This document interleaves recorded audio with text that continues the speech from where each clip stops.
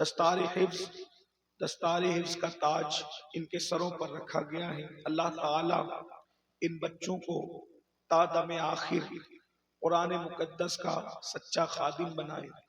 انہوں نے جتنی آیتیں یاد کی ہیں مرنے سے پہلے یہ کبھی ایک آیت کو بھی فراموش نہ کر سکے۔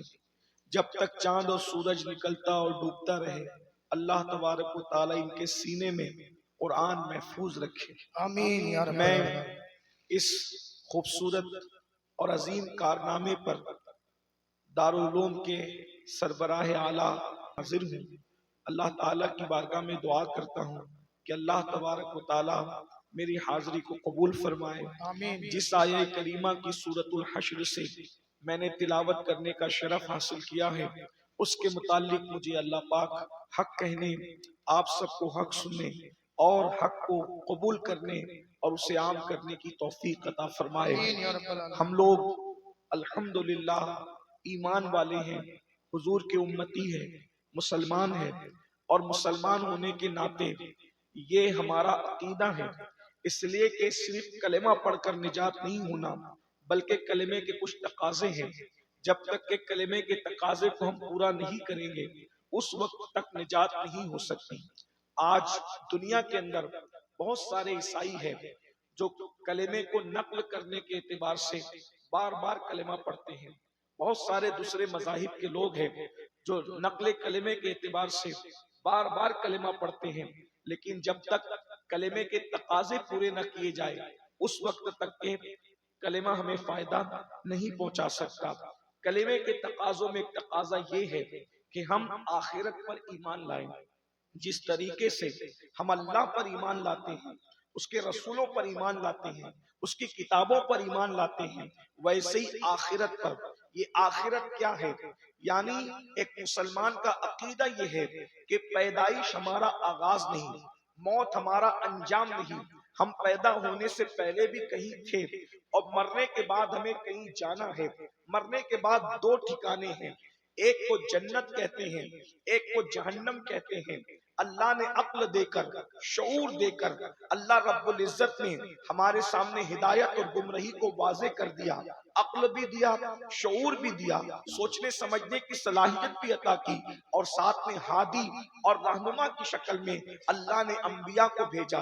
اور ہم وہ خوش نصیب ہے کہ ہمیں صرف انبیاء، اللہ اکبر، میں سے کوئی بھی نبی مل جاتا تو بھی ہمارا نصیب بلند تھا، لیکن اللہ نے ہمیں حضرت موسیٰ نہیں دیا، حضرت عیسیٰ نہیں دیا، حضرت داؤد نہیں دیا، حضرت ایوب نہیں دیا، بلکہ نبی الانبیاء، نبیوں کا سردار، قائد المرسلین، سید المعصومین، آمینہ کا لال محمد الرسول اللہ جیسا پیغمبر عطا فرمایا۔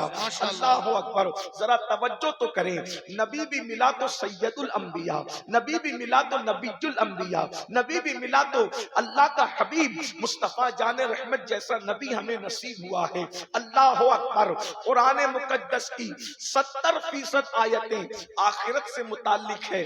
اللہ رب العزت نے ہدایت اور گمراہی کو واضح کر دیا ہے۔ اب ہمیں چاہیے کہ ہم آخرت کی فکر کریں، ہم جنت میں جانا چاہتے ہیں یا جہنم میں جانا چاہتے ہیں، کہاں جانا چاہتے ہیں؟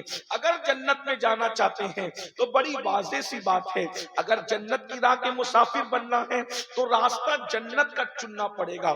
مثال کے طور پر اگر ایک راستہ ممبئی کی طرف جاتا ہے اور ایک راستہ کلکتہ کی طرف جاتا ہے، آپ کتنے بھی پڑھے لکھے ہوں، آپ کتنے بھی ذہین ہوں، آپ کتنے بھی دانشور ہوں، آپ کتنے بھی عقل مند ہوں، اگر آپ راستہ کلکتہ کا چلیں گے تو آپ پوری زندگی کبھی ممبئی پہنچ نہیں سکتے، اور اگر آپ ممبئی کا راستہ چلیں گے تو آپ پوری زندگی کبھی کلکتہ پہنچ نہیں سکتے۔ یاد رکھنا، عقل مند ہونا الگ بات ہے، دانشور ہونا الگ بات ہے، لیکن دانشوری کی سب سے بڑی نشانی یہ ہے کہ آپ کی منزل جو ہے ہمیں اس راستے کو چننا ہوگا۔ اب یہاں پر ایک بات بات میں آپ سے پوچھوں، بہت واضح طور پر سچی بات، اگر آپ کلکتہ کے راستے پہ چل کر ممبئی پہنچنا چاہیں، کتنا بھی بڑا عالم ہاتھ تھام لے، کیا وہ آپ کو ممبئی پہنچا سکتا ہے؟ کتنا بھی پیر بڑا ہاتھ تھام لے، کیا وہ آپ کو ظاہری اسباب کے ساتھ ممبئی پہنچا سکتا ہے؟ نہیں پہنچا سکتا۔ بڑی مثال واضح ہے، جب آپ نے راستہ کلکتہ کا چنا ہے تو کوئی بھی آپ کو ممبئی نہیں پہنچا سکتا۔ بلا تمثیل جب آپ نے جہنم کا راستہ چن لیا ہے، اب آپ کو جنت میں کون پہنچا سکتا ہے؟ راستہ ہم نے کون سا چنا ہے؟ اب ذرا توجہ کریں، ہمارا راستہ کون سا ہے؟ اللہ اکبر، جانا جنت میں چاہتے ہیں اور راستہ چنا ہے جہنم کا۔ کون سا راستہ چل رہے ہو آپ مجھے بتائیں میرے بھائی۔ اگر روزانہ داڑیاں منڈا کر ہم گٹروں میں پھینکوا رہے ہیں، یہ کون سا جنت کا راستہ ہے؟ کانوں میں ایئر فون لگا کر اگر ہم گانا سن رہے ہیں، یہ کون سا جنت کا راستہ ہے؟ اپنی ماں کے ساتھ بے عزتی سے پیش آ رہے ہیں، یہ کون سا جنت کا راستہ ہے؟ علماء کی توہین کر رہے ہیں، یہ کون سا جنت کا راستہ ہے؟ اپنے مسجدوں کو، محلے کی مسجدوں کو ہم نے ویران کر دیا ہے، یہ کون سا جنت کا راستہ ہے؟ آپ مجھے بتائیں، جب دنیا میں آپ منزل کے لیے راستہ متعین کرتے ہیں تو پھر آخرت کے لیے راستہ کیوں متعین نہیں کرتے؟ اللہ اکبر۔ اور جب راستہ متعین کرنے کی بات ہے تو بالکل واضح ہے، جس راستے پر کافر چلتے ہیں اس راستے پہ چل کر جنت نہیں مل سکتی۔ نشے کا راستہ جہنمیوں کا راستہ ہے، زنا کا راستہ جہنمیوں کا راستہ ہے، چوبے کا راستہ جہنمیوں کا راستہ ہے، ماں باپ کے دل دکھانے کا راستہ جہنمیوں کا راستہ ہے، پڑوسیوں کو تکلیف پہنچانے کا راستہ جہنمیوں کا راستہ ہے۔ اللہ اکبر، راستہ جہنم کا انتخاب کیا ہے اور جانا جنت میں چاہتے ہو، بڑی نادانی کر رہے ہو، بڑی نادانی کر رہے ہو۔ اس نادانی سے آنکھیں اس وقت کھلے گی جس وقت موت سے آنکھیں بند ہوگی۔ قرآن کہتا ہے راستہ کون سا چنو، فکر کس کی کرو؟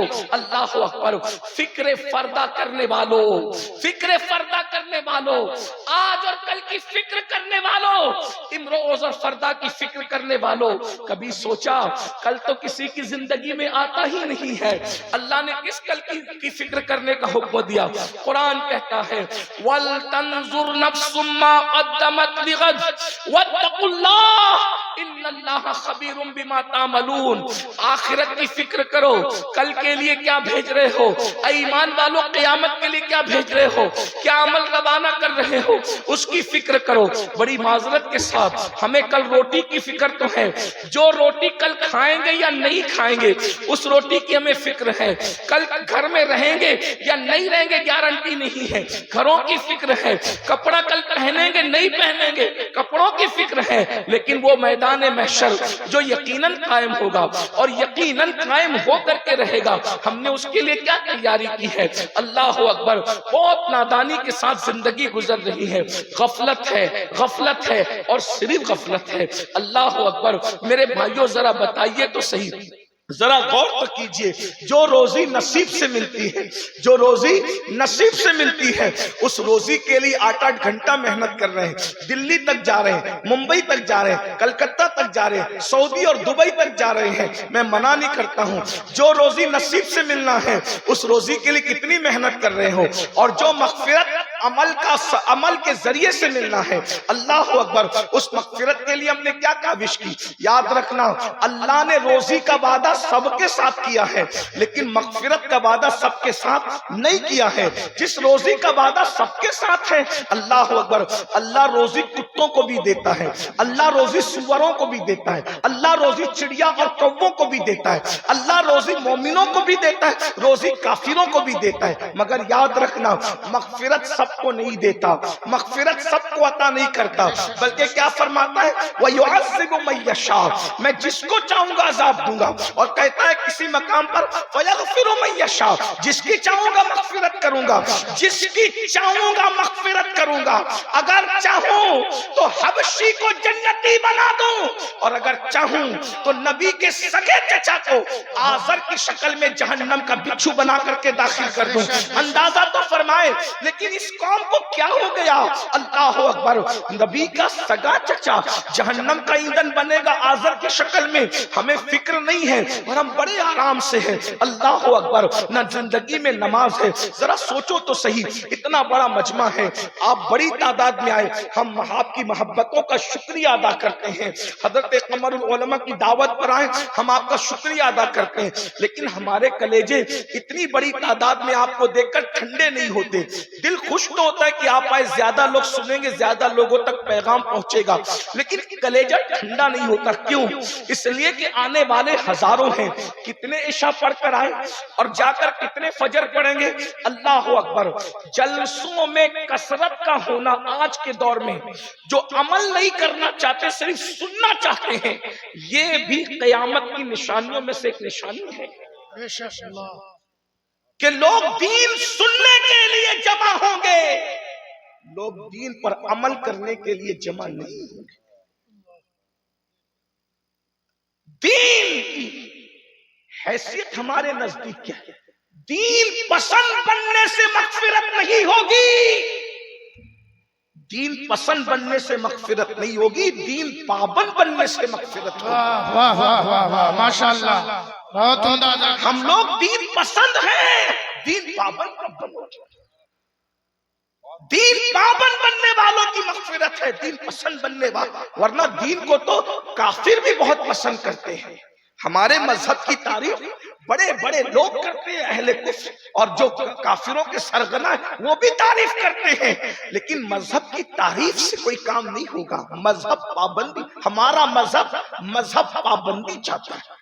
جو مذہب پابند ہوگا وہ مذہب پسند خود بخود ہوگا، لیکن جو مذہب پسند ہوگا مذہب پابند ہو یہ ضروری نہیں ہے۔ اور یہ بات یاد رکھنا، اللہ کس کی پکڑ کر لے، کس کی پکڑ کر لے، اس کی کوئی گارنٹی نہیں ہے، کس کو بخش دے۔ اس لیے ہمیں عمل کرتے رہنا چاہیے، پتہ نہیں اس کو کیا پسند آ جائے۔